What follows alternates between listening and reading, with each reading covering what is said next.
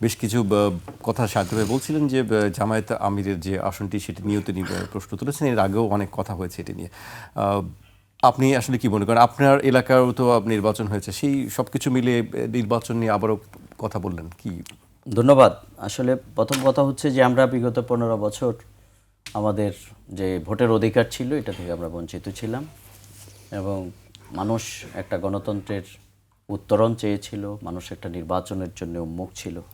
No doubt এবারের election ছিল খুবই উৎসব মুখর।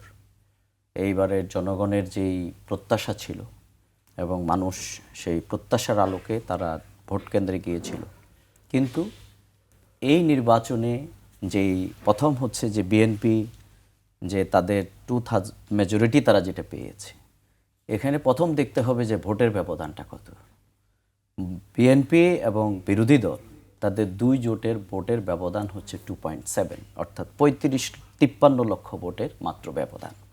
সুতরাং জনসমর্থনের দিক থেকে এই সরকার তাদের আসনের পার্থক্য অনেক হইতে পারে, কিন্তু জনসমর্থনের দিক থেকে পার্থক্য কিন্তু অনেক নয়। কত শতাংশ জামাত? সেতে তারপরে হচ্ছে আজকের যে বিরোধী দল যারা আছেন কত শতাংশ উল্লেখ করেছিলেন আপনি?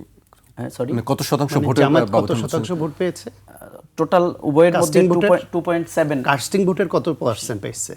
হ্যাঁ, কাস্টিং ভোটের কত শতাংশ পেয়েছে জামাত? বলেন, আপনি বলেন সেটা। 32%, 31 সামথিং। আর বিএনপি কত পেয়েছে? 50 প্লাস, 51। আচ্ছা, কিন্তু আমি বলছি যে ভোটের আপনি পার্সেন্টেজ, আপনাকে 53 আসনের পার্থক্য কি হয়েছে? আসনের পার্সেন্টেজ না, আসনের পার্থক্য পিপলের সাপোর্টের কথা। 53 তে কি হয়েছে? 53 আসনে শুধু 200 থেকে 500 ভোটের 5000 ভোটের ব্যবধানে 53 আসনটা এটাও ভুল তো না। শুনেন আপনি, আচ্ছা আমার সময় বলতেছি। এরপরে আপনি বলেন যে আজকের যে কাজটি হয়েছে, এই ভোটে কি হয়েছে? এই ভোটে বিএনপি টাকার কালোবাজারি করেছে।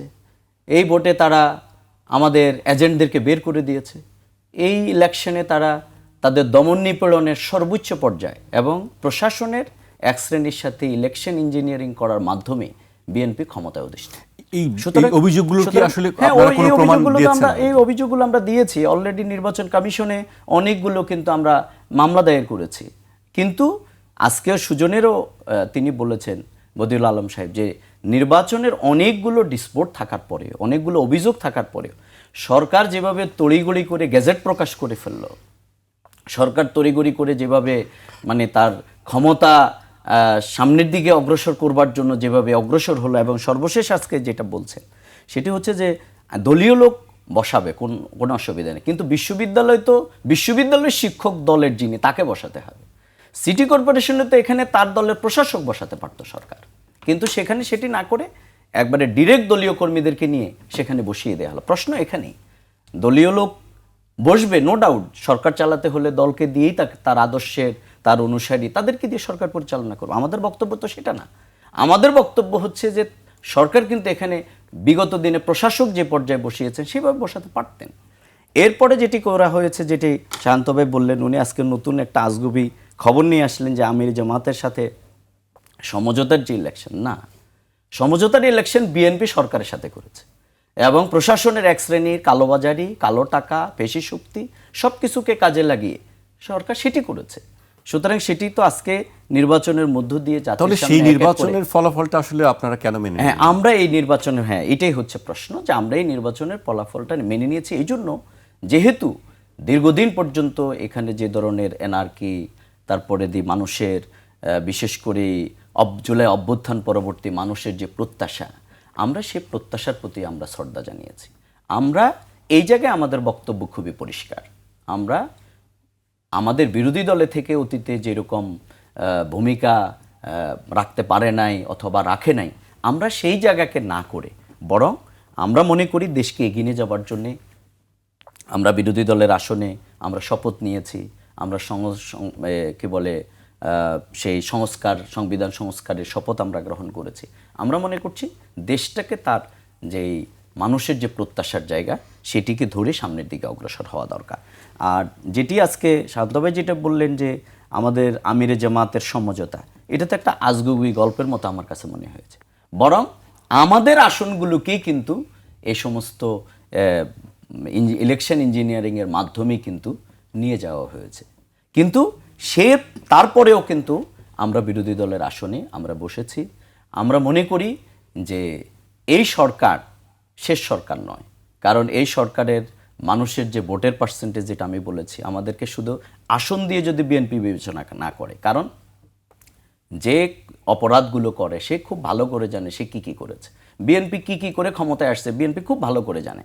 বিএনপি কোথায় কি পদ্ধতিতে প্রশাসনের সাথে ইলেকশন ইঞ্জিনিয়ারিং যুক্ত হয়েছে, কালো টাকা দিয়ে, তারপরে পেশি শক্তি প্রয়োগ করার মাধ্যমে সেগুলো করেছে। হ্যাঁ, আমরা দীর্ঘদিন ইলেকশনে না থাকার কারণে আমাদের অভিজ্ঞতার একটা অংশ ঘাটতি ছিল, এটা অস্বীকার করার কোনো সুযোগ নেই। আমরা সেই জায়গায় আমরা হয়তো এই পেশি শক্তির মোকাবেলা যদি আমরা করতে যেতাম তাহলে হয়তো লাশের সংখ্যাটা হয়তো আরও বৃদ্ধি পেত, কিন্তু আমরা সেটা জায়গায় আমরা যাইনি। বরং আমরা এখন মনে করি যে সরকার যদি তার ম্যান্ডেট যেটা পেয়েছে এটাকে যদি শুধুমাত্র তার মেজরিটি মনে করে সে যদি অগ্রসর হতে থাকে, আওয়ামী লীগের অফিস খুলে দিতে থাকে, তারপরে প্রত্যেকটি জায়গায় লোক পরিবর্তন করে দলীয়করণ করতে থাকে, তাহলে বিগত দিনের যে ফ্যাসিবাদী কায়দা এখানে সংগঠিত হয়েছিল, আমাদের জুলাই অভ্যুত্থান পরবর্তী মানুষের যে প্রত্যাশার জায়গা, এটা কিন্তু বিঘ্নিত হবে। জি, আমরা ডাক্তার শান্ত ভাইয়ের কাছে শুনছিলাম যে বিএনপির বা না জামায়াতের এনসিপির তারা সেই সমর্থনও পাচ্ছে, আওয়ামী লীগের তারাও তালা খুলতে সহায়তা করছে, সেটি ডাক্তার না জামাত বলছিলেন। আমাদের বিগত দিনে হত্যা, রাহাজানি, লুণ্ঠন, জুলুম নির্যাতনের সাথে ফৌজদারি অপরাধের সাথে যারা সম্পৃক্ত ছিল তাদেরকে কিভাবে বিএনপি প্যাট্রোনাইজ করেছে এটা বিএনপি ভালো বলতে পারবে। ইলেকশনের সময় আমরা আমাদের কেন্দ্রগুলোতে দেখেছি যে আওয়ামী লীগের নেতারা যারা খুব ফেরারি আসামি, তারা ইলেকশনের আমার কেন্দ্রে এসে তারা পায়ের উপরে পা দিয়ে তারা সেখানে উৎসব করেছে, তারা বিএনপির দানের শীষের পক্ষে ভোট করেছে। সুতরাং তারা ইলেকশনের আগে কিভাবে তাদেরকে নিয়ে এসে ময়দানে হাজির হয়েছে এটা গোটা দুনিয়া সাক্ষী, এবং তার চেয়ে সবচেয়ে বড় সাক্ষী বিএনপি নিজেই। সুতরাং বিএনপি যদি এই কাজের দিকে পা বাড়ায় তাহলে জুলাই যে অভ্যুত্থানের চেতনা, আমরা এনসিপি একটা পার্টি, কিন্তু আমরা জুলাই বিপ্লবকে ধারণ করি। আমরা সেই বিপ্লবের যেই চেতনাবোধ, মানুষের যে প্রত্যাশার জায়গা, গণতন্ত্র, আবার দমন নিপীড়নের পথ, এগুলো যদি, এবং আজকের যে গণভোটকে বিএনপি এখনও সেভাবে ওন করছে না, অথবা কি করবে সেটা তারা সময় বলে দেবে, যদি এগুলো বিএনপি তার কার্যক্রম অব্যাহত রাখে তাহলে কিন্তু জুলাইয়ের চেতনাধারীরা আবার কিন্তু রাজপথে নেমে আসতে বাধ্য হবে।